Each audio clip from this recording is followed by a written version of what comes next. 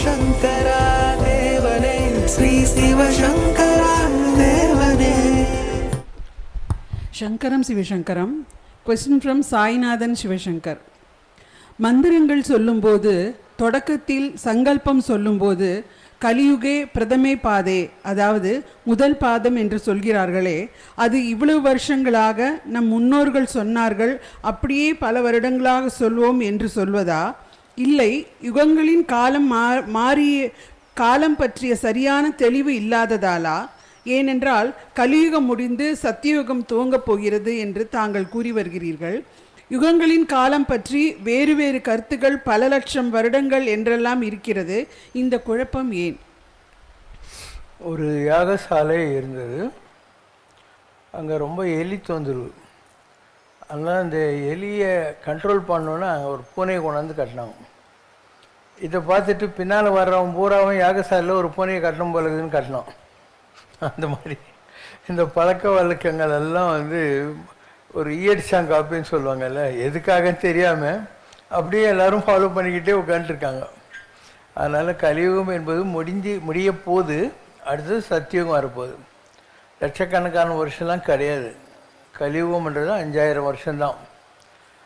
அதுக்கு முன்னாடி இருக்கிற துவாபரயுகம் கிருஷ்ணர் வாழ்ந்தார் இல்லையா, அதுக்கு டபுள் 10,000 வருஷம். அதுக்கு முன்னே இருந்த திரேதாயுகம் ராமர் இருந்தார் இல்லையா, அதுக்கு டபுள். அப்போது 5, 10, 20. சத்தியுகம்ன்றது அதுக்கு டபுள் 40. இப்போ 40 + 20 + 10 + 5 75,000 வருஷம் சேர்ந்தால் ஒரு சதுரயுகம்னு பேர். இதுதான் ரியல். இதை விட்டு இவங்க லட்சக்கணக்கான வருஷம் இருக்குதுன்றது இதெல்லாம். இந்த குழப்பங்கள் ஏன் வருதுன்னா, இப்போ நம்மெல்லாம் பூமியில் இருக்கோம். நமக்குள்ள கால நிர்ணயங்கள் வேறு, தேவர்களுக்குள்ள கால நிர்ணயங்கள் வேறு. இப்போது பூமிக்கும் பித்ருலோகத்துக்கும் உள்ள டைம் ரேஷியோ வேறு, அவங்களுக்கும் தேவலோகத்துக்கும் உள்ள டைம் ரேஷியோ வேறு. அதனால தான் இந்த மாதிரியான குழப்பங்கள் லட்சம் வருஷம் அது இதுன்னு சொல்கிறதெல்லாம் வருகிறது. So don't father. என்ன அந்த மந்திரம் மம பார்த்த சமஸ்த வர பரமேஸ்வர ஆக்ஞா பரமேஸ்வர பிரித்தர்த்தம் இவ்வளோ தானே. இது நீ சொன்னாலும் சொல்லன்னு சாமிக்கு தெரியும். நான் சாமியை கும்பிட போகிறேன்ட்டு சாமிக்கிட்ட சொல்லணுமா? நீ கண்ண மூடினாவா எனக்கு தெரிய போகுது. அதனால் இதெல்லாம் இந்த ப்ரீஸ்ட்ஹுட்டுன்னு ஒன்று இருக்குது. அவன் எவ்வளோக்கு எவ்வளோ பூஜையை உனக்கு புரியாத அளவுக்கு குழப்பினா அவனுக்கு தட்சணை கிடைக்கும். அவனுக்கு எல்லா மதத்துலேயும் இப்படி தான். மௌலானாவும் அப்படி தான், பேஸ்டரும் அப்படி தான், இந்து மதத்துலேயும் அப்படி தான். எல்லா மதங்கள்லையுமே மக்களுக்கு புரியாமல் இருந்தால் தான் இவங்க பழப்பு நடத்த முடியும். அதுக்காக இப்படி செய்கிறானுங்க. அதனால் டோன்ட் பாதர். நீ உள்ளுவார் உள்ளத்து உள்ளன் கண்டாய் நன்னெஞ்சே தான் ஆன்மீகம். நினச்சாவே கடவுளுக்கு தெரியும். மனதானே மனதில் நின்ற கருத்தானே கருத்தறிந்து முடிப்பான் தன்மை தான் ஆன்மீகன்றது. அதனால் நீ இதெல்லாம் கண்டுக்காது. இதில் சாஸ்திரங்கள் சடங்குகள் இதிலெல்லாம் ஒன்றும் இல்லை. ஆதிசங்கராச்சாரியார் சொல்கிறாரு, பஜகோவிந்தம் பஜகோவிந்தம் கோவிந்தம் பஜ மூடமதே. கோவிந்தா கோவிந்தான்னு சொல்கிறா முட்டாளே, நைஹி நைஹி ரட்சதி டுக்ருங்கரனேங்கிறார். இந்த இலக்கிய பரமா இலக்கண பரமா சாமியெல்லாம் கும்பிட்டுன்னு உட்காந்து இருக்கு இல்லையா, இதெல்லாம் உனக்கு உதவாது அப்படின்னு ஆனானப்பட்ட அத்வைத ஆச்சாரியார் சண்மத ஸ்தாபகரி சொல்கிறாரு. நீ ஏன் இதெல்லாம் கட்டிக்கணும் உட்காந்துரு இல்லையா? So don't bother about rituals. What is more important is a sincerity of purpose. நீ எந்த அளவுக்கு அதை மனஸ்பூர்வமாக சொல்கிறங்கிறது தான் முக்கியமே தவிர மற்றபடி சடங்கு சம்பிரதாயங்கள் ஆக வேண்டியதில்லை. மனமது செம்மையானால், திருமூலர், மனமது செம்மையானால் மந்திரங்கள் ஜபிக்க வேண்டாம். மந்திரம்லாம் சொல்லவே தேவையில்லை. மனதுக்கண் மாசு இளநாதல் அனைத்தரன் ஆகுல நீரபிற. எல்லா தர்மங்களோடைய பெருசு என்னன்னா மனசில் சுத்தமாக இருக்கிறது. புறந்தூய்மை நீரால் அமையும், அகந்தூய்மை வாய்மையால் காணப்படும். வெளியே இருக்க டெட்டால் போட்டு லேப்பாய் போட்டு குளிச்சானா சரியாக போயிடும். அது வெளியில் இருக்கிற அழுக்கு. உனக்குள்ளே இருக்கு இல்லையா, அந்த அழுக்கு அகந்தூய்மை வாய்மையால் காணப்படும். அப்போ வாய்மை எனப்படுவது யாருன்னா, எதை நினைக்கிறியோ அதை தான் பேசணும். நீ என்ன பேசுகிறியோ அப்படின்னு நீ வாழ்க்கையில் நடக்கணும். மனம் மொழி மெய் அப்படின்வாங்க இது. ஸோ உன்னை பொறுத்து மாத்திரம் நீ நிஜமாக நம்புகிற விஷயத்தை நீ பேசலாம், அதுபடி நீ நடக்கலாம். இதுதான் மனமொழி மெய்களால் வாச்சா மோகோச்சரம்னு சொல்லக்கூடிய நிலையில் நம்முடைய வாழ்க்கையை நாம் நடத்துகிற விஷயம். So don't bother about all these rituals.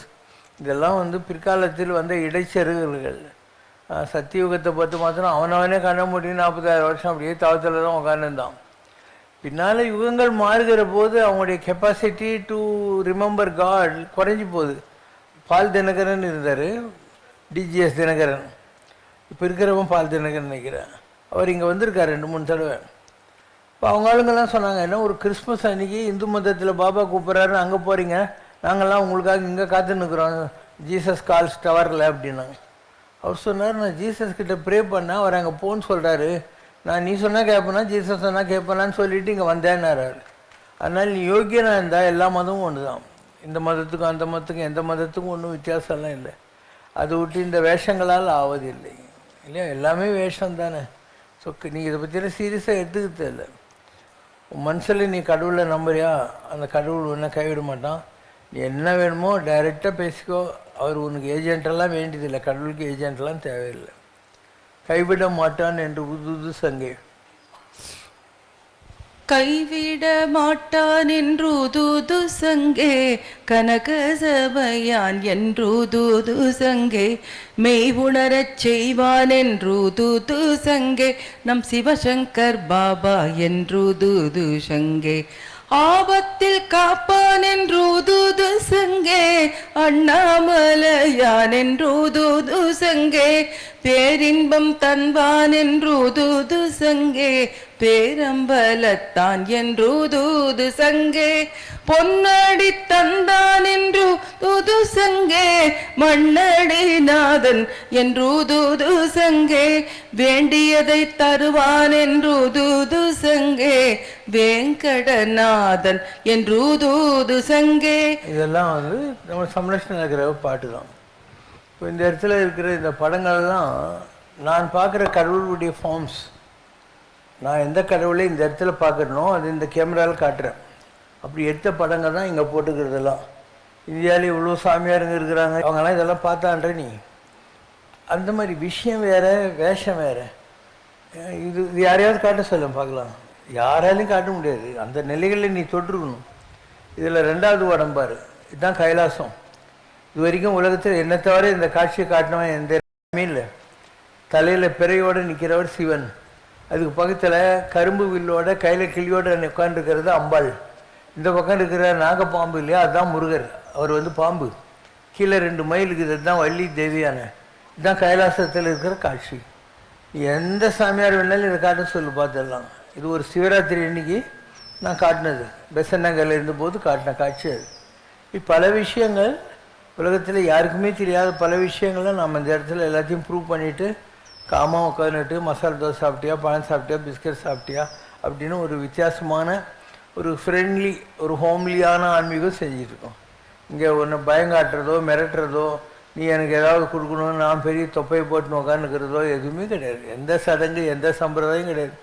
உன் பாட்டிக்கு வா, உன் பாட்டிக்கு உட்காரு, உனக்கு எவ்வளோ நேரம் வேணுமோ சாமியை கும்பிடு. ஜரகண்டி கிடையவே கிடையாதுங்க. நீ இங்கே எனக்கு ₹1 கொடுக்க தேவையில்ல. இங்கே உண்டியல், காணிக்கை, நிதி வசூல், ஐருக்கு தட்சிணை, இந்த ரொம்பலாம் கிடையவே கிடையாது. யார் வேணால் வரலாம், அழகாக உட்காரலாம், சாமி கும்பிடலாம், பாட்டு கேட்கலாம், வேதம் கேட்கலாம். இது ஒரு வித்தியாசமான ஆன்மீகத்தை நாம் எதை நம்புகிறோமோ அதை நம்ம நடைமுறைப்படுத்தியிருக்கோம். நம்ம எதை நம்புகிறோமோ அதை நம்ம நடைமுறைப்படுத்தியிருக்கோம். ஜனங்களுக்கு புரிஞ்சால் அவங்களுக்கு புரியலைன்னா எனக்கு என்ன நஷ்டம்.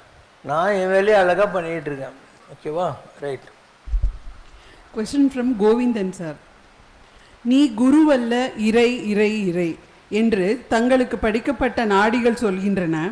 ஆனால் தாங்களோ இந்த ராமராஜ்யமும் அதில் உருவாக்கப்பட்டுள்ள ஆன்மீக வசதிகளும் ஆரம்பம் முதல் இன்று வரை என்னோடு விசுவாசத்தோடு பயணிக்கும் எனது பிள்ளைகளுக்காக மட்டும்தான், வெளியாட்களுக்கு இங்கு இடமில்லை என்று கூறுகிறீர்கள்.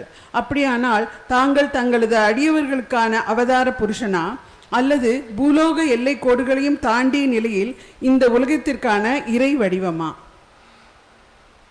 என்னுடைய கதவுகள் எல்லாருக்கும் திறந்துருக்கு. ஆனால் நான் உன் வீட்டில் உன் தாடையை தடவி வெத்தல் பாக்க வச்சு வரையான்லாம் கூப்பிட மாட்டேன். வந்தவனுக்கு மரியாதை கொடுப்பேன், யார் வந்தாலையும் மரியாதை கொடுப்பேன்.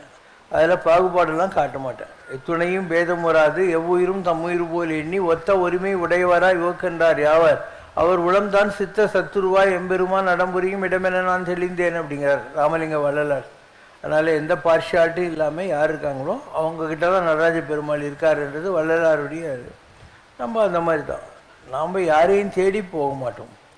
யார் வந்தாலையும் ஒரே மாதிரி, நோ பார்ஷியாலிட்டி, நோ டிஸ்கிரிமினேஷன், எத்துணையும் பேதம் உறாது, யாருக்கிட்டையும் எந்த பேதமும் இருக்காத ஒரு நடைமுறை தத்துவத்தில் செய்கிறோம். இப்போ வந்தால் தானே நான் என்ன வீட்டுக்கு வருவேனா? நான் இந்த காலனியில் இருக்கிற யார் வீட்டுக்குள்ளேயுமே போகிறதில்லை. நீ கேட்டுப்பாரு, என்கிட்ட காலையில் ஒரு 300-400 குடும்பம் இருக்காங்க. யார் வீட்டுக்காவது நான் போகிறேன்னா போகவே மாட்டேன். நான் எனக்குன்னு சில ரூல்ஸ் வச்சுருக்கேன், ரிச்சுவல்ஸ் வச்சுருக்கேன், அதனுடைய போக்கில் எல்லாம் நடத்துவேன் நான். அதனால் பாரபட்சம் இல்லாத ஆன்மீகம் நம்மளுது. ஒரு மலை இருக்கு இல்லையா, அது ஆகாசிலேருந்து கிளம்பி வருது, சாக்கடையிலையும் பெய்யும், வயல்லையும் பெய்யும், ஆற்றுலையும் பெய்யும். அந்த மாதிரி கடவுளுடைய அன்பு இல்லை மகானுடைய அன்புன்றது ஆகாசத்துலேருந்து வருகிற மலை மாதிரி. நீ உருப்படுற சாக்கடையாக இது ஆறாக இருந்தால் உனக்கு யூஸ் ஆகிடும், குடிக்கலாம், குளிக்கலாம், எலக்ட்ரிசிட்டி எடுக்கலாம், விவசாயத்துக்கு யூஸ் பண்ணிக்கலாம். சாக்கடையாக இருந்தேன்னா நான் என்ன பண்ணி வச்சிருக்கேன். அதனால் நம்ம எல்லாரையும் ஒரு மாதிரி தான் நடத்துவோம். எல்லாருக்கும் ஒரே மாதிரியான உபதேசங்கள் தான். நான் தலைமையில் துண்டு போட்டு உட்காந்துட்டு காதில் குசு குசுன்னெலாம் சொல்லலாம் கிடையாது. உனக்கு என்ன டவுட் இருக்குதோ வா, கேள்வி கேளு, நான் பதில் சொல்கிறேன். எல்லாருக்கும் ஒரே உபதேசம். உனக்கு நான் சொல்கிறது இன்னும் 4 பேருக்கு யூஸ் ஆகுங்கிற பாவனையில் நம்ம ஒரு ஆன்மீகம் செய்து கொண்டிருக்கிறோம். அதனால் நான் சொல்கிறது, நான் வடார்காடு மாவட்டம், எங்கள் ஊர் பக்கம் ஒரு பழமொழி உண்டு, வந்த மாட்டை கட்ட மாட்டேன், போன மாட்டை தேட மாட்டேன். ஸோ வந்தவங்க இருக்காங்கள்ல, அவங்கள நீங்கள் போயிட்டு போயினாங்க என்னை விட்டு போகாது என் கனவெல்லாம் சொல்ல மாட்டேன். வந்துட்டு என்கிட்ட இருந்து எல்லாம் செஞ்சுக்கிட்டு கூட ஏதோ ஒரு புத்தி கெட்டு போயிடுறாங்கன்னு வச்சுக்கோங்க, அவங்கள ஏன் வரலன்னு கேட்க மாட்டேன். அதனால் என் பாலிசி வேறு. நம்ம பாட்டிக்கு நம்ம அழகாக ஆன்மீகம் செய்கிறோம். நான் 37 வருஷமாக இந்த வேலையை செய்கிறேன். எத்தனை லட்சம் பேரை நான் பார்த்துருப்பேன். எங்கே இருக்காங்க அத்தனை லட்சம் பேரும் இல்லையா? அவங்கெல்லாம் சும்மா இந்த ஆடுன்னு ஒன்று இருக்குது. ஆடு என்ன பண்ணோன்னா, இந்த செடியில் கொஞ்சம், இந்த செடியில் கொஞ்சம், இந்த செடியில் கொஞ்சம், பாதி இலையை கடிச்சிட்டு விட்டுட்டு போயிட்டே இருக்கும். யானை இல்லை, அது விளாம்பழத்தை அப்படியே முழுங்கி, விளாம்பழத்தினுடைய அந்த எக்ஸ்டர்னல் இது இருக்கு இல்லையா, கொட்டை, அது வெளியே வந்துடும். ஆனால் விளாம்பழம் யானை வயிற்றுக்குள்ளே போயிருக்கும். அப்போ சிவசங்கர் பாபா யானை விழுங்குகிற ஒரு விளாம்பழம் மாதிரியான பக்தர்களை தேடிக்கிட்டு இருக்கிறாரு. ஆடு மாதிரி நுனிப்புல் மேறவன் இங்கே இறங்கி அங்கே இறங்கி, அந்த சாமியாரம் இந்த சாமியாரம் இந்த ஜாதகமாக அந்த பரிகமான அழியிறம் பாரு, அவன் எந்த காலத்துலையுமே செட் ஆக மாட்டான். நீ ஒரு செடி போடுற, இந்த இடத்துல குழி தோடி, இங்கேயே தண்ணி ஊற்றணும், இங்கேயே உரம் போடணும், இங்கேயே செடி நடணும், அதை சுற்றி பாத்தி கட்டணும், வேலி கட்டணும். அப்படி இருந்தால் அந்த செடி வாழ்கிறோம், அதில் பூ வரும், எல்லாம் வரும். நீ இங்கே குழி போடுற, இங்கே விதை போடுற, அங்கே உரம் போடுற, இங்கே பாத்தி கட்டுற, உன் செடி முளைக்கவே முளைக்காது. ஏன்னா இல்லை. அதனால் வேறவர் யோ சீடட், எங்கே விதைச்சியோ அங்கே தான் எல்லாத்தையும் பண்ணும். Whatever you seeded, you should fend it, tend it, mend it, manure it, then you will find a பிளாசம்ன்றது என்னுடைய கொட்டேஷன். அதனால் எதையாவது தேடு, தெய்வம் உண்டு என்றது, அது ஒன்று என்று. சும்மா 9000 கடவுளை கும்பிட்டு என்ன பண்ண போகிறேன்? ஒரே எலக்ட்ரிசிட்டி தான், ஃபேனு, அதுதான் பல்பு, அதுதான் மைக்கு, அதுதான் ஏர் கண்டிஷன், அதுதான் ஹீட்டர் கூட. அப்போ இருக்கிறது ஒரு எலக்ட்ரிசிட்டி. அந்த மாதிரி இருக்கிறது ஒரு கடவுள், அவன் ஏகன் அநேகன். ஒரு எலக்ட்ரிசிட்டி எப்படி இவ்வளோவாவும் தெரியுதோ அப்படி ஒரே கடவுள் இந்த மாதிரிலாம் இருக்கான். ஒரு நாமும் ஒரு உருவம் இல்லாருக்கு 1000 திருநாமம் பண்ணுவான். பேராயிரம் சொல்லி வானோரும் ஏத்தும் பெம்மான் அப்படின்வாங்க. தேவர்களே அவனை சஹஸ்ரநாமம் சொல்லி கும்பிட்றாங்கன்னு. ஏதவன் பேர், ஏதவன் ஊர், யார் விட்டார், யார் ஆயலார், இப்படி எல்லாமே நம்ம பெரியவங்க கற்றுக் கொடுத்துருக்காங்க. ரெவரண்ட் ஃபாதர் தனிநாயக அடிகளார்னு ஒருத்தர் இருந்தார், ஸ்ரீலங்காக்கார். அவர் சொன்னார், உலகத்தில் வணிகத்தின் மொழி ஆங்கிலம் என்றால், தூதின் மொழி பிரெஞ்சு என்று சொன்னால், காதலின் மொழி இத்தாலியம் என்று சொன்னால், தத்துவத்தின் மொழி சமஸ்கிருதம் என்று சொன்னால், சமயத்தின் மொழி தமிழினார். எல்லோரும் ஏன் அப்படி சொல்கிறேன் நாங்கள், நீ வேணா பாரு, லட்சணிய யாத்திரிகம் பைபிளை பற்றி கிருஷ்ணப்பிள்ளை எழுதுந்து தமிழில் இருக்குது, சீரா புராணம் முகமது நபியை பற்றி, இஸ்லாத்தை பற்றி உமரு புலவர் எழுதுந்து இங்கே இருக்குது, சிவகசிந்தாமணி ஜெயின மதத்தை பற்றி, சிலப்பதிகாரம் புத்த மதத்தை பற்றி, தேவாரம் திருவாசகம் சைவ மதத்தை பற்றி, அண்டு 4000 சிவபிரபந்தம் வைஷ்ணவத்தை பற்றி, இப்படி எல்லா மதங்களை பற்றியும் தமிழில் இருக்கா. அதனால் இது சமயங்களின் மொழிங்கிற வார்த்தையை சொன்னான். அதனால் நம்மக்கிட்ட இல்லாததே இல்லை. திருவானைக்காவலில் எழுந்தருளுள்ள ஜம்புகேஸ்வரருக்கு தொண்டு செய்த காரணத்தால் ஒரு சிலந்தி மறுபிறவியில் கோச்செங்கண்ணன் என்ற சோழ மன்னனாக பிறந்தது என்றும், நல்ல கிரகநிலை கருதி பிரசவத்தை ஜோதிடர்களின் அறிவுரைப்படி குழந்தையின் தாயான அரசி கமலாவதியார் ஒரு நாழிகை அதாவது 24 நிமிடங்கள் தள்ளி வைக்க சொன்னதாகவும் ஒரு பதிவு கூறுகிறது. தற்போது கூட நல்ல நேரம் நல்ல கிரகநிலை பார்த்து மருத்துவமனைகளில் பிரசவ தேதியை நிர்ணயம் செய்யும் பழக்கம் நமது மக்களிடையே பரவலாக இருக்கிறது. இறைவனது படைப்பையும் விதியின் கையெழுதி செல்லும் மாற்ற முடியாத விதியையும் மனித முயற்சியால் இது போன்று மாற்றி அமைக்க முடியுமா? இதெல்லாம் முட்டாள்தனம். ஒவ்வொரு ஆத்மாவும் அடுத்த பிறவிக்கான ட்ரைனிங் ப்ரோக்ராம் விதை எல்லாத்தையும் பித்ருலோகத்தில் எடுத்துட்டு தான் தாயோட கர்ப்பத்துக்குள்ளே வருது. இவங்க இந்த மாதிரி அதை மாற்றி இதை மாற்றி எல்லாம் பண்ணுறாங்க இல்லையா, அது ஆக்சுவலாக கடவுள் என்ன எழுதி வச்சிருக்காரோ அதுபடி இவங்க புத்தி கெட்டு போய் இவங்களே தள்ளி போடுவாங்க. தானாக வர வேண்டிய நேரத்தை இவனா தள்ளி போட்டு இவனா போய் மம்பல மாட்டிக்குவான். அதனால் நீங்கள் இதெல்லாம் பெரிய விஷயம் நினைக்கிறது இல்லை. ஒருத்தன் தான் அவன் பாம்பு வச்சு தான் சாவான்னு ஜோசியர் சொல்லிட்டார். ஜோசியர் பேர் வராக மிகிரர். அந்த ராஜா பார்த்தான், ஊருக்குள்ளே இருந்தால் தானே காட்டு பண்ணி அடிக்கும்னு சொல்லி கடல் நடுவில் ஒரு கப்பல் கட்டி அதில் என் பிள்ளைய வளர்க்குறேன், எப்படி காட்டு பண்ணி தாக்குது பார்க்கலாம், உன் கருத்தை வெட்டிடுவேன் இல்லைன்னு. நான் என்ன வேணால் பண்ணிக்கோ, காட்டு பண்ணியில் தான் சாவாண்டோம். என் கப்பலில் அந்த குறிப்பிட்ட நேரம் வர்றபோது உட்காந்துட்டு சாப்பிட்டுன்னு இருக்கான். இப்போ இந்த மாதிரி ஒரு பில்லர் இருக்குதுல்ல, அந்த பில்லர் அவன் மேலே உழுது பார்த்தா அந்த பில்லரில் ஒரு காட்டு பண்ணிக்குது. அப்போ காட்டு பண்ணியில் சாவான்னு சொன்ன மாதிரி தான் அவன் காட்டு பண்ணி தான். அதனால் அவர் பேர் என்ன, வராகம் தான் பண்ணி. ஸோ மிஹிரர்ன்றது அவர் பேர். வராக மிஹிரர்னு அவருக்கு ஜோசியத்தில் அவ்வளோ பெரிய கில்லாடியாக இருந்தான்னு பேர் வச்சாங்க அவருக்கு. அதனால் எது நடந்ததோ நன்றாகவே நடந்தது, எது நடந்து கொண்டிருக்கிறதோ அது நன்றாகவே நடந்து கொண்டிருக்கிறது, இனி இது நடக்குமோ அது நன்றாகவே நடக்கும் தான் கிருஷ்ணர் பகவத்கீதையில் சொல்கிற விஷயம். அதனால் நீ எதையுமே மாற்ற முடியாது. முன்னர் நம்ம திசையினால் பிறந்தோம் இல்லை. நம்ம நினச்சிக்கிட்டு இந்த உலகத்தில் பிறந்தோமா, நீ ஏன் பில்கேட் வீட்லேயும் இன்னொருத்தவங்க வீட்லேயும் எலான் மஸ்க் வீட்லேயும் பிறக்கலை இல்லை. அப்போ நாம் நினச்சிக்கிட்டு உலகத்தில் பிறக்க முடியாது. எங்கே பிறக்கிறது, யாருக்கு பிறக்கிறது, இதெல்லாம் நினைக்கவே முடியாது. முதல் இடைக்கடை நம்ம வசத்தில் இல்லை. பாஸ்ட்டு ப்ரெசன்ட் ஃப்யூச்சர் எதுவும் நம்முடைய கண்ட்ரோல் இல்லை. நீ சாட்சி மட்டுமே மனிதான். எல்லாத்தையும் வேடிக்கை தான் பார்க்க முடியுமே தவிர எதையுமே மாற்றிட முடியாது. அதனால் எல்லாமே கடவுளுடைய திட்டப்படி தான் நடக்குமே தவிர நம்ம ஏதோ பெரிய ஆளுங்கன்னு நீ நினச்சோன்னா எதுவும் விளங்க போகிறதில்ல. பார்த்தா பிறர் கேட்டபின் கொடுப்பது தானம். ஆனால் பிறர் துயரத்தை அவர்கள் சொல்லும் முன்பே உணர்ந்து கருணையால் செயல்படுவது தர்மம். தானம் ஒரு கரத்தை மட்டுமே நீட்டும், ஆனால் தர்மம் ஒரு இதயத்தையே முழுவதுமாக திறந்து காட்டும். ஆகையால் கருணையால் பிறக்கும் தர்மமே மனிதனை என்னிடம் அழைத்து வரும் உயர்ந்த நெறியாகும் என்று பகவத்கீதையில் கூறுகிறார் பகவான் கிருஷ்ணர். எனக்கு புரிஞ்சுக்கிறது தப்பு இருக்கு. தானம்ங்கிறது என்ன, உங்கள்கிட்ட இருக்கிறத பகிர்ந்துக்கிறது. பகுத்துண்டு பல்லுயிர் ஓம்புதல் நூறோர் தொகுத்தவற்றுள் எல்லாம் தலைன்ட்டு. உங்கள்கிட்ட 4 இட்லி இருக்குது, யாரோ ஒருத்தன் வரான், அவனுக்கு 2 இட்லி கொடுத்து 2 இட்லி சாப்பிட்றது. கேரிங் அண்ட் ஷேரிங்னு இங்கிலீஷில், அதுக்கு பேர் தானம். ஆனால் இது சொல்கிறீங்கள தர்மம், அது என்ன, எந்த காலத்திலேயும் மாறாத வாழ்க்கை தத்துவங்கள். ஸ்ரீராமோ விக்கிரவான் தர்ம, ஸ்ரீராமன் என்ற விக்கிரகத்தின் பெயரால் நீ யாரை கும்பிடுகிறாயோ தட் ஈஸ் ஈக்குவல் டு தர்மம் என்றது சூத்திரம்.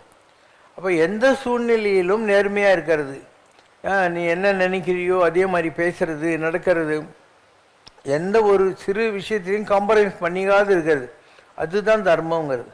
நீ நினச்சின்னுக்கிற யாரோ பிச்சைக்காரவங்ககிட்ட ஐயா தர்மம் போடுங்கய்யான்ற, அது தர்மம் கிடையாது. வாழ்க்கை நெறி தர்மம்ன்றது தத்துவம். அதில் எந்த தப்பும் யாரும் பண்ண முடியாது. ஒரு ஒன்னாஞ்சு ஒன்னாங்கிறதுக்காக ஆனானப்பட்ட ராமர் தர்மம், அது யுக தர்மம். ராஜா கட்டு பண்ணும். அதனால் சீதையை நீ நெருப்பில் போயிட்டு வா அப்படின்னாரா இல்லையா? ஒரு ஒன்றா சொன்னாங்கிறதுக்காக அந்த அம்மா காட்டுக்கு அனுப்பிச்சாரா இல்லையா? கர்ப்பிணியாக இருந்த சீதையை, அதுதான் தர்மம்ன்றது. அதனால் தர்மம் ரட்சித்த ரட்சத்தை, எந்த தர்மத்தை யார் காப்பாற்றுக்கிறானோ அந்த தர்மம் அவனை காப்பாற்றும். அதனால் நீ தர்மம்ன்றதை சேரிட்டிங்கிற மீனிங்கில் பார்க்குற, அது சேரிட்டி கிடையாது, ஒரு வாழ்க்கை தத்துவம், a value based outlook for living. தனக்கு கிடைத்த அதே நற்கதி நல்லூரானும் பெற வேண்டும் என்று தன் கண்களை குருட்டாக்க காரணமாக இருந்த நல்லூரானுக்கும் வரதராஜ பெருமாளிடம் வேண்டிய கூறத்தாழ்வார்.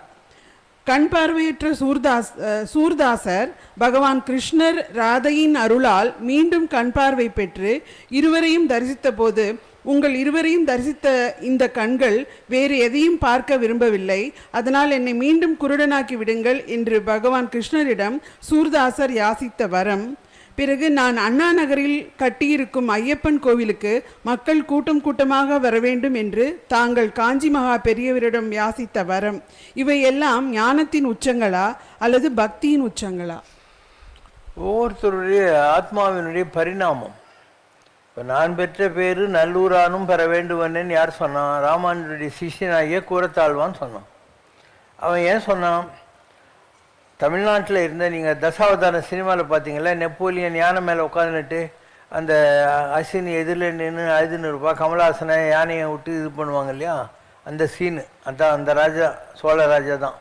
அவன் சைவ சமயத்துக்கு யார் மாறலன்னாலையும் அவங்களெல்லாம் வந்து கண்ணை குத்திடுவான், ஈட்டி வச்சு, நெருப்பு ஈட்டி வச்சு. அப்போது அவருடைய சிஷ்யர், ராமானுஜருடைய சிஷ்யர் வந்து, நீங்கள் அவனுக்கிட்ட போகாதீங்க, என்னுடைய நல்ல வெள்ளை துணியை உங்களுக்கு கொடுத்துட்றேன், நீங்கள் உங்கள் காவி துணி எனக்கு கொடுத்துட்டு கர்நாடகாவுக்கு போயிடுங்க, அங்கே ஒய்சால ராஜாக்கள் இருக்காங்கன்னு சொல்லி கர்நாடகாவில் இருக்கிற மேல்கோட்டை என்ற திருநாராயணபுரத்துக்கு ராமானுஜர் ஊட்டி மலை காடுகள் வழியே தப்பிச்சு போயிடுறாரு. இவன் வரான், இவன் ராமானுஜர் இல்லைன்னு தெரிஞ்சுக்கின உடனே அந்த கிருமி கண்ட சோழன் என்ன பண்ணுறான், ஈட்டியை இவனை குத்துறான்றான். இவர் உன்னை பார்த்த கண்ணி எனக்கு எதுக்குடான்னு சொல்லி இவரே அந்த ஈட்டியை வாங்கி 2 கண்ணியும் கூடாக்கிக்கிறார். பின்னால் ராமானுஜர் அங்கேருந்து வர்றார், ஒய்சால தேசத்துலேருந்து. சொல்கிறாரு, அப்பா என்னால் தானே உனக்கு கண்ணு போச்சு, காஞ்சிபுரத்தில் போய் வரதராஜ சாமிக்கிட்ட நீ வேண்டிக்கோ, நானும் உனக்காக வேண்டுறேன், உனக்கு இப்போ பெருமாள் கண்ணை கொடுப்பாரு அப்படின்னு சொல்லி ஒரு காஞ்சிபுரத்துக்கு வந்து அங்கே வரதராஜ ஸ்தவம்ன்ற ஒரு பாட்டெல்லாம் பாடுறாரு. அப்போ இவருக்கு கண்ணு கிடைக்குது, வரதராஜருடைய தரிசனம் கிடைக்குது. அப்போ இவர் சொல்கிறாரு, எனக்கு கிடைச்ச தரிசனம் அவனுக்கு கூட கிடைக்கணும். அவன் யார்? இவர் கண்ணு போகிறதுக்கு யார் காரணமாக இருந்தானோ அந்த சோழராஜா. பெருமாள் தள்ளியில் அடிச்சுக்கிறாரு, அவனால் தானே உனக்கு கண்ணு போய் இவ்வளோ கஷ்டப்பட்ட, அவனுக்கு போய் இந்த என் தரிசனம் கிடைக்கணுங்கிறியா, அவனுக்கு தகுதியே இல்லைன்ட்டு. அவனால் என் கண்ணு போனதுனால தானே நான் உன்னை நிறைய நினச்சி பூஜை பண்ணி உனக்கு உன்னுடைய தரிசனம் எனக்கு நீ கிடைச்சிருக்கு, அதனால் அவனுக்கு கூட அது கிடைக்கணும் அப்படின்னாரு. இதான் நான் பெற்ற பேர் நல்லூரானும் பட்டேன். வள்ளலார் என்ன சொல்கிறார், அப்பா நான் வேண்டுதல் கேட்டு அன்புரிதல் வேண்டும், ஆறுவர்களுக்கெல்லாம் நான் அன்பு செய்ய வேண்டும் அப்படின்ற. இந்த உலகத்தில் இருக்கிற எல்லாருக்கிட்டையும் நான் அன்பாக இருக்கணும் அப்படின்னு. வள்ளலார அவர் பாடுறது அருட்பாவே கிடையாது, மறுப்பான்னு சொல்லி ஆறுமுக நாவலர் கடலூர் கோட்டைக்கு இழுத்து வம்பு அடித்தாங்க. ஆனால் அவர் எல்லாரும் நல்லா இருக்கணுங்கிறார். நான் பெற்ற பேர் பெருகை வைகமுறார், எனக்கு கிடைச்ச இந்த சந்தோஷம் உலகத்தில் இருக்கிற எல்லாருக்கும் கிடைக்கணும் அப்படிங்கிற வார்த்தையை அவர் எல்லாருக்காகவும் சொல்கிறார். இப்படி பெரிய மகான்களை ஆனவர்கள் என்ன பண்ணுறாங்கன்னா, இந்த வெறுப்பு, விருப்பு, கோபம், தாபம், பழிவாங்குதல் இந்த குணங்களிலிருந்து தங்களை விடுவித்துக் கொள்கிறார். இன்னா செய்தாரை ஒருத்தல் அவர் நான நன்னயம் செய்து விடல் வள்ளுவர் சொல்கிறார். நமக்கு யாராவது கெட்டது பண்ணாங்கன்னா அவங்க வெக்கப்படுற அளவுக்கு அவங்களுக்கு நல்லது பண்ணிடணும் அப்படிங்கிறது தான் நம்முடைய பெரியவர்கள் கற்றுத்தருகிற பாடங்கள். அதனால் every one who has grown in spirit will be noble like this. அவங்களுக்கு தெரியும் இது முட்டாள்தானோன்ட்டு, இருந்தாலையும் அவங்க நோபல் ஆகிட்டாங்க, அதனால் அவங்களால இது பண்ண முடியாது. they cannot compromise on their own values in life. அதனால் இது இந்த மாதிரி நிறைய பேருடைய வாழ்க்கையில் நடந்திருக்கு. ஜெயதேவர்னு ஒருத்தர் இருந்தார். ஜெயதேவருடைய காட்டில் போகிற போது அவர் நிறைய நகைலாம் போட்டிருந்தாருன்னு அவருடைய கை ரெண்டையும் வெட்டிவிட்டு திருடுங்க அந்த நகையெல்லாம் எடுத்துன்னு போயிடுறாங்க, அவரை கிணத்துல போட்டுறாங்க. அந்த நாட்டு ராஜா அந்த பக்கம் வர்றபோது, ஐயோ பாவம் ஏதோ கிணத்துல இருக்கான்னு இவனை தூக்கின்னு போய் இவர் பெரிய கவிஞர் தெரிஞ்சோன்னு அரண்மனையில் வைத்தியம் பார்க்குறாரு, இன்னும் சரியாகலை, இவர் வச்சுருக்காரு.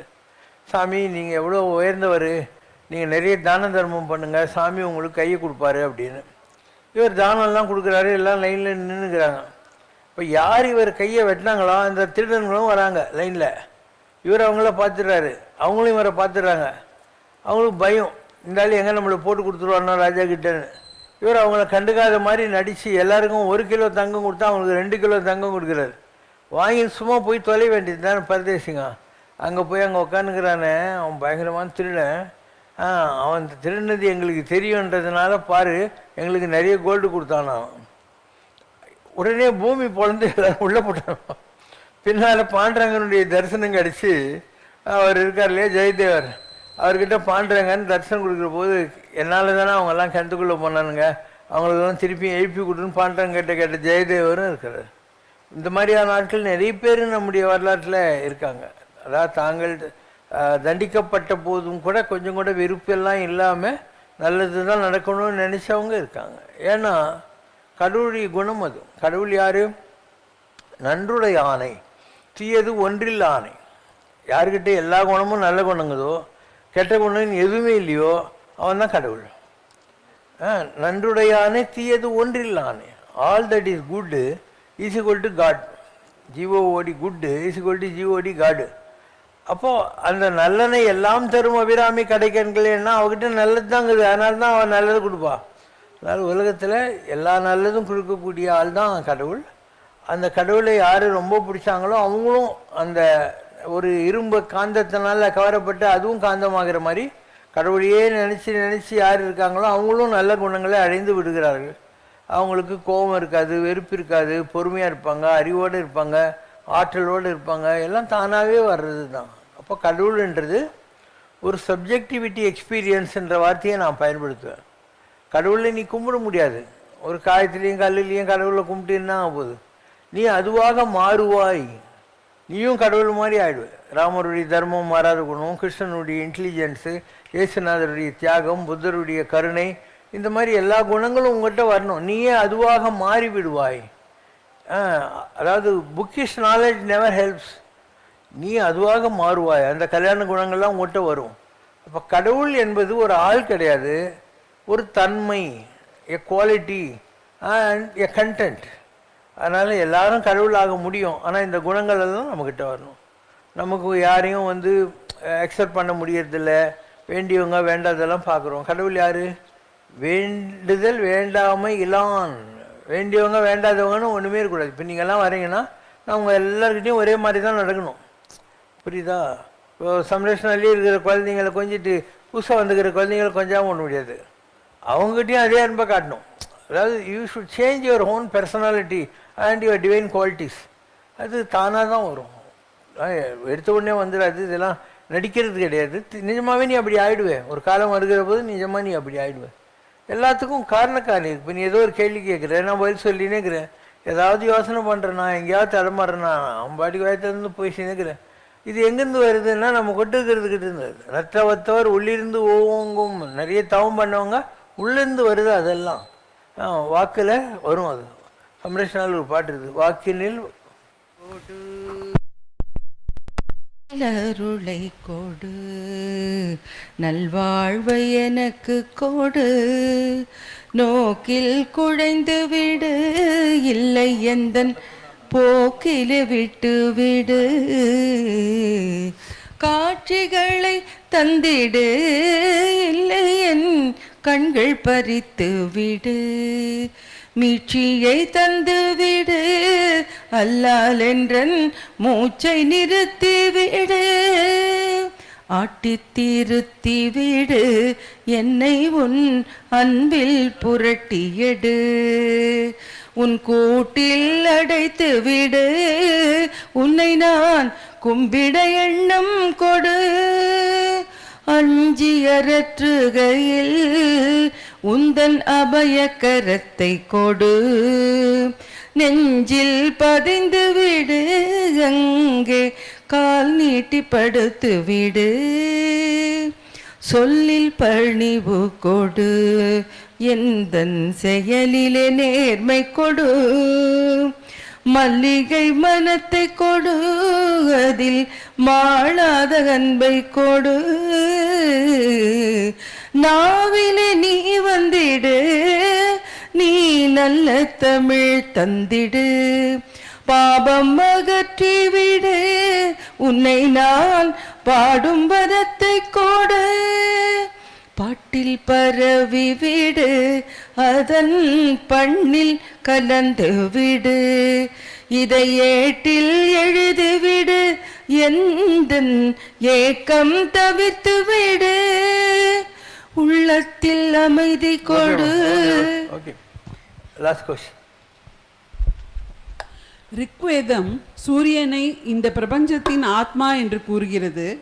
விஸ்வாமித்ர மகரிஷியின் யாகத்தை பாழ்படுத்திய எத்தனையோ அரக்கர்களையும் அரக்கிகளையும் காட்டில் தன் சுய பலத்தால் வீழ்த்திய ஸ்ரீ ராமச்சந்திர மூர்த்திக்கு இலங்கை வேந்தன் ராவணனை வீழ்த்துவதற்கும் வீழ்த்துவதற்கு மட்டும் ஆதித்ய ஹிருதய மகாமந்திரம் ஏன் கூடுதலாக தேவைப்பட்டது? அதை அகஸ்தியர் ஸ்ரீராமருக்கு அருளிய காரணம் என்ன? மனசில் சீதையை பிரிந்து ரொம்ப வருத்தத்தில் இருந்தார் ராமர். ஒரு மாதிரி ஃபங்கு, ஒரு மாதிரி டெஸ்பரேட்டு டிப்ரெஷனில் இருந்தார். அப்போது அகஸ்திய மாமுனிவர், அகஸ்தியர் வேறு யாரும் இல்லை, அவரே சூரியன் தான். சூரியனுடைய டைம் 6 வருஷம். அகஸ்தியருடைய வயசு எப்பயுமே 6 வயசு தான் இருக்கும். அவர் பார்க்குறதுக்கு 6 வயசு பையனாட்டு தான் எப்பயுமே இருப்பார். ஸோ அகஸ்தியர் சொல்கிறார், இந்த மாதிரி சூரிய வம்சத்தில் வந்தவன்பா நீ வந்து கொஞ்சம் கூட இது பண்ணக்கூடாது, சூரியனை கும்பிடு, உனக்கு தைரியம் வந்துடும் அப்படின்னு சொல்லிட்டு ஆதித்ய ஹிருதயம் என்கிற சூரியனை புகழ்கிற ஒரு விஷயத்தை அவர் கற்றுக் கொடுக்குறாரு. அதுக்கப்புறம் இவருக்கு கொஞ்சம் தைரியம் வந்துச்சு, மனசில் இருந்த அந்த டென்ஷன் சோர்வெல்லாம் ராமருக்கு போயிடுச்சு. அப்படிங்கிறது தான் அந்த இன்சிடென்ட். உலகத்தில் நீங்கள் பார்க்குற எல்லா கிரகமுமே பெரிய பெரிய ரிஷிகளும் சித்தர்களும் தான். சுந்தரானந்தர்னு ஒருத்தர் இருக்கா இல்லையா, மதுரை கோயிலில், அவர் வந்து புதன். ஸ்ரீரங்கத்தில் இருக்கிறவர் சுக்கிரன். திருப்பதியில் இருக்கிறவர் வந்து சந்திரன். இப்படி ஒவ்வொரு சூரியனார் கோயில், திருவண்ணாமலை, இங்கெல்லாம் இருக்கிறது சூரியன். ஒவ்வொரு இடத்துலையும் ஒவ்வொரு விதமான கிரகங்கள் இருக்குது. அதனால தான் நீங்கள் ஜாதகத்தை வச்சுட்டு அலையிற போது ஜோசிக்காரன் இந்த கோயிலுக்கு போ அந்த கோயிலுக்கு சொல்கிறதுக்கு காரணம் என்னென்னா, உனக்கு எந்த கிரகம் வீக்காக இருக்குதோ அந்த கோயிலுக்கு போனாக்கா energy flows from higher level to lower லெவலுன்ற மாதிரி அங்கே இருக்கிற எனர்ஜி அவங்க கல்லில் வச்சுட்டு போயிருக்காங்கல்ல பெரியவங்க, அது உனக்கு கிடைக்குது. அதனால நீ அந்த மாதிரி பண்ணுற. சுத்தண்ணி ரொம்ப சூடாக இருந்தால் என்ன பண்ணுற, பக்கத்தில் குழாயிலேருந்து கொஞ்சம் பச்சை தண்ணியை வாங்கி அதை பாட்டில் பண்ணுறதுன்னுவாங்க. அப்போ உனக்கு குளிக்கிறதுக்கு வாட்ட மாட்டேது. அந்த மாதிரி உங்கள்கிட்ட எந்த எனர்ஜி கம்மியாக இருக்குதோ அந்த எனர்ஜி இருக்கிற கோயிலுக்கு போயிட்டு அதை கொஞ்சம் நீ வாங்கிக்கிற. அதனால் உன் லைஃப்பில் அடுத்த அடி வந்து கொஞ்சம் ஸ்மூத்தாக போகிறதுக்கான வழிமுறைகள் உனக்கு கிடைக்கிது. ஸோ எல்லாமே விஞ்ஞானம்தான். நீங்கள் இந்த சூரியன் சந்திரன் இதெல்லாம் பார்த்து 7 குதிரை பூட்டின தேரில் போகிறாரு சூரியன்லாம் நினைக்கிறீங்கல்லாம், அதெல்லாம் அப்படி இல்லை. 7 நாட்கள் இருக்கு இல்லையா, Sunday Monday Tuesday Wednesday Thursday Friday Saturday, அதுதான் 7 குதிரைன்றது. இது நிறைய பேருக்கு எதுவுமே புரிய மாட்டேங்குது. இவங்கெல்லாம் கற்பனை குதிரையை ஓட்டின்னு இருக்கிறாங்க. 7 குதிரையை வச்சு ரதத்து மேலே சூரியன் போகிறான், அப்படி கிடையாது. உருண்டு ஓடுகின்றவன் கதிரவன், அவன் பின் உருண்டு ஓடுகின்றன ஒவ்வொரு நாளாக என்னவன். ஞாயிற்றை சங்கிலியால் இழக்க போமோ அப்படின்வார். சூரியனை இன்ச்சிலே பிச்சு இழக்க முடியுமான்னு ஏன் சொல்கிறாங்க? உலகம் பூரா சூரியன் தான். இப்போ நீ நினச்சிட்டு இருக்கிற சாயந்தரம் ஆயிடுச்சு சூரியன் இல்லைன்னு, சூரியன் நேரத்தில் அமெரிக்காவில் இருக்கிறான். அவன் தான் சந்திரனையும் உனக்கு அனுப்புகிறான், போ கொஞ்சம் இருட்டாகுது அப்படின்னு சொல்லிட்டு. அதனால் ஒவ்வொன்றுத்துக்கும் காரணக்காரி இருக்கும். சூரியன்னா 6, சந்திரன்னா 10, செவ்வாய்னா 7, ராகுன்னா 18, குருன்னா 16, புதன்னா 17, இப்படி எல்லாத்துக்கும் கணக்கு இருக்குது. அந்தந்த கிரகத்தினுடைய அந்த ஸ்பேன் ஆஃப் டைம் இருக்கு இல்லையா உன் வாழ்க்கையில், அதுதான் அவங்க சொல்கிற டைம் எல்லாம். இப்போ பிரம்மான்னா 4 தலைன்றீங்க நீங்கள். 4 தலை கிடையாது. கிழக்கு மேற்கு வடக்கு தெற்கு, இந்த 4 தான் அவங்க பிரம்மாவுக்கு 4 தலைன்றது. சிவனுக்கு 5வது தலை இருக்குன்றான். அது என்ன, ஆகாசம், ஊர்துவம்னு சொல்லுவாங்க அது. அப்புறம் 5. முருகன் 6ன்றாங்க. அது என்ன கணக்கு, உன்னுடைய உடம்புல 6 சக்கரங்குது, அதுதான் 6 தலைன்றது. இல்லைன்னா 6 தலையை வச்சுக்கிட்டு என்ன பண்ணுவார் அவர். அதே மாதிரி 7 மலைன்னா என்ன, 6 இது தொப்புள்ள ஆரம்பித்து இந்த இடம் 5, இதயம் முருகன் 4, இந்த இடம் இருக்கு இல்லையா, இந்த இடம் 6, இந்த இடம் 7. அதனால தான் வள்ளலார் சொல்கிறாரு, 7 திரைக்கு பின்னால் நான் கண்ட அதிசயம் என்னென்று சொல்வேன் அடி, ஜோதி மலை உண்டாச்சு தடி ஒன்றுவார். ஸோ ஒரு பெரிய கோல்டன் ஜோதி மாதிரி உனக்கு தெரியும். இந்த இடத்த நீ ரீச் ஆகிட்டேன்னா உன்னுடைய எனர்ஜி லெவலில் இங்கேருந்து ஆகாசம் வரைக்கும் உனக்கு காஸ்மிக் கான்டாக்ட் கிடைச்சிடும். உனக்கு எல்லாமே தெரியும். இங்கே தான் உட்காந்துருப்பேன், ஆனால் ஆகாசத்தில் என்ன இருக்குதுன்னு எல்லாமே உனக்கு தெரியும். நீ அங்கே போகலாம் வரலாம் அதெல்லாம் பண்ண முடியும். அதே மாதிரி தசகண்ட ராவணன்னுறாங்க. அப்போ நீங்கள் என்ன நினைக்கிறீங்க, 10 தலை ராவணன் அப்படின்னு. அவன் 10 தலை வச்சு எப்படி நடப்பான் பாவம் இல்லையா. அதனால் அதுக்கு அது அர்த்தம் இல்லை. ஆன்மீகத்தில் தசமகா வித்தான்னு ஒன்று இருக்குது. அந்த வித்தியை யாருக்கு அர்த்தம்னா, கண்டம்னா கழுத்தில் மந்திரம் சொல்கிறவன் அர்த்தம். ஸோ 10 விதமான அந்த மந்திர உச்சாடனங்களை பெற்றவன் கண்டன கண்டம். இது அதுதான் ராவணன்றது. 1000 நாக்கு கொண்ட ஆதிசேஷனுவாங்க. நீங்கள் நினச்சின்னு அப்படியே ஒரு பெரிய பாம்பு 1000 தலையோடு உட்காந்துக்குதுன்னு, அதுக்கு அது அர்த்தம் இல்லை. உன் தலை இருக்கு இல்லையா, இதில் மூளை இருக்குது, இதில் 1000 நாட்ஸ் இருக்குது. சாஸ்திரா அப்படின்னா சாஸ்திரனாக்கா 1000. ஸோ நம்முடைய மூளை இல்லையா, இதில் நர்வ் சென்டர்ஸ் இல்லையா, அதுதான் அவங்க சொல்கிற ஆதிசேஷன். 1000 நாட்ஸ் இருக்குது. ஒவ்வொரு நாட்டுக்கும் ஒரு பவர் இருக்குது. இதை பார்க்கறது, இதை கேட்கறது, சேருதுன்னு. நாம் ஒரு 8% மேலே நம்ம தலையில் யூஸ் பண்ணுறதே இல்லை. இதெல்லாம் வேஸ்ட் தான் பண்ணிக்கிட்டே இருக்கோம். அந்த மாதிரி எல்லாமே பெரியவங்க ஒரு ப்ரிமிட்டிவ் சொசைட்டி. அந்த காலத்தில் என்ன இதெல்லாம் தெரிஞ்சுக்கிற மாதிரி ஏதாவது படிப்பெல்லாம் இருந்துச்சா? ஒன்றும் இல்லை. அதனால் பெரியவங்க பசங்களுக்கு புரிகிற மாதிரி சொல்லி கொடுக்குறது இதெல்லாம். ஸோ அதை போய் நம்ம குழப்பிக்கிட்டு இப்படிக்குது அப்படிக்குதுன்னு சொல்லிவிட்டு ஒரு 4 மாடு மேய்ஞ்சினுச்சு, அது நரி வந்து ஒவ்வொரு இடத்துலையும் அவங்களுக்கு சண்டை போட்டு ஒன்று அடிச்சு கொண்டுடுச்சு.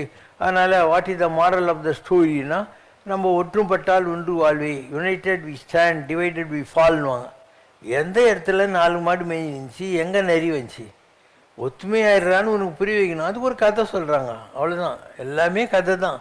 நாம் கதையை பிடிச்சிக்கணுமே தவிர அதில் என்ன தத்துவங்கிறதுன்னு சொல்லி நமக்கு புரியல. இதுதான் வாழ்க்கையில் நமக்கு இருக்கிற பிரச்சனைகள். நம்ம பெரியவங்க அந்த காலத்தில் இருந்த ஜனங்களுக்கு ஏற்ற மாதிரி சொன்னாங்க. இன்றைக்கி உங்களுக்கு ஓரளவு படிப்பு இதெல்லாம் விஸ்தாரமாக இருக்குது. உலகம் வந்து உங்களுக்கு புரியுது. அந்த காலத்தில் உலகம் யாருக்குமே கிடையாது. ஒரு கிராமத்தை விட்டே போகாமல் செத்து போகிறவன் தான் இந்த 190 பேர். யாரோ ஒரு பாகியான் யுவான் சுவாங்கு அந்த மாதிரி யாரோ தான் வெளிநாட்டில் இருந்தாலும் இந்தியாவுக்கு வந்துட்டு போயிருப்பான். எல்லோரும் எல்லா நாட்டுக்கெல்லாம் வந்தால் சரித்திரமே கிடையாது அந்த காலத்தில். அதனால் உலகம் ரொம்ப சின்னதாக இருந்தது. அதனால் அங்கேருந்து வரவன் என்ன பண்ணுவான், அவங்க ஊரில் போய் புரண்டா விடுவான். இந்தியாவில் எந்த வீட்டுக்கும் கதுவே இல்லை, அண்டு ஒரே காற்றுல தங்க தூள் பறகுது அப்படின்னு.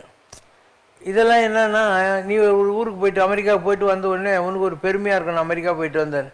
ஆனாலும் நீ பார்த்ததை விட 10 இட்டு கட்டி எல்லாருக்கிட்டையும் சொல்லுவேன், அமெரிக்காவில் அப்படி பார்த்தேன் இப்படி பார்த்தேன்னு சொல்லுவேன். அப்படி தான் இவங்கெல்லாம் குழப்பின்னு உங்க அண்ணேந்தாங்க. அதனால் எதுவுமே சீரியஸாக எடுத்துக்காது. ஓ கண்ணா நீதானா என் உள்ளே பேசுவது, செங்கதிரே நீதானா என்னுள் ஒளியை வீசுவது. ஓ மண்ணா நீதானா எந்தன் மடியுலுறங்குவது, முழுமதியே நீதானா எந்தன் விதியை எழுதுவது.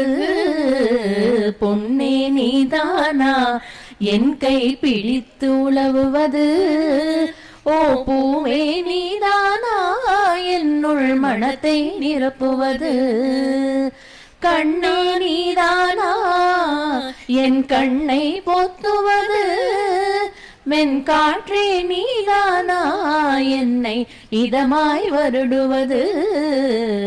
அன்பே நீதானா என்னை அணைத்து மகிழ்வது, அதிசயமே நீதானா உன்னை துதி செய்ய வைப்பது. அழகே நீதானா என்னுள் கலந்து பழகுவது, ஆனந்தமே நீதானா நான் உன் அருளில் கரைவது. உணர்வே நீதானா என்னுள் ஊக்கம் அளிப்பது, என் உயிரே நீதானா எந்தன் உடலை இயக்குவது. சத்தியம் நீதானா புது சரித்திரம் படைப்பது, நித்தியம் நீதானா மனத்துள் நிம்மதி தருவது. நிஜமே நீதானா கண்முன் நின்று சிரிப்பது, நிழலும் நீதானா அதுவே நான் என்றுணர்வது.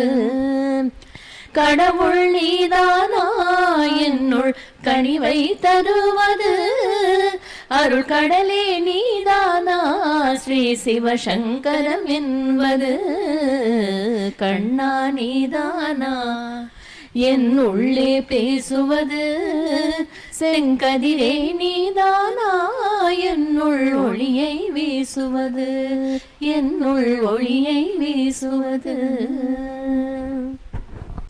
ओम जय शिव शंकर रे स्वामी जगत परिपालक रे, आदि शंकर अवतारा अनाथ रक्षक रे. ओम जय शिव शंकर रे. அன்னையும் தந்தையும் நீரென்றறிந்தும் அன்பில் நனைகின்றோம் சுவாமி, அன்பில் நனைகின்றோம். ஆசானும் இறை ஆகிய தேவா நின்னடி பணிகின்றோம். ஓம் ஜெய் சிவசங்கரரே. கைலையை பன்முறை வலம் வந்தாய் ஓ கருணாகர கீர்த்தி, சுவாமி கருணாகர கீர்த்தி. மயிலையில் நின்று வரம் தருகின்றாய் மங்களகர மூர்த்தி. ஓம் ஜெய் சிவசங்கரரே. ஆனந்த சாகரம் தனிலம்மையாழ்த்தும் அற்புதாருள் ஜோதி, சுவாமி அற்புதாருள் ஜோதி. ஆரத்தி செய்து பாடி மகிழ்ந்தோம் அருள்வாய் பரஞ்சோதி. ஓம் ஜெய் சிவசங்கரரே. நாராயண நாராயண ஓம் சத்யநாராயண நாராயண நாராயண ஓம். நாராயண நாராயண ஓம் சத்யநாராயண நாராயண ஓம் சத்யநாராயண நாராயண ஓம். ஓம் ஜெய் சிவசங்கரரே.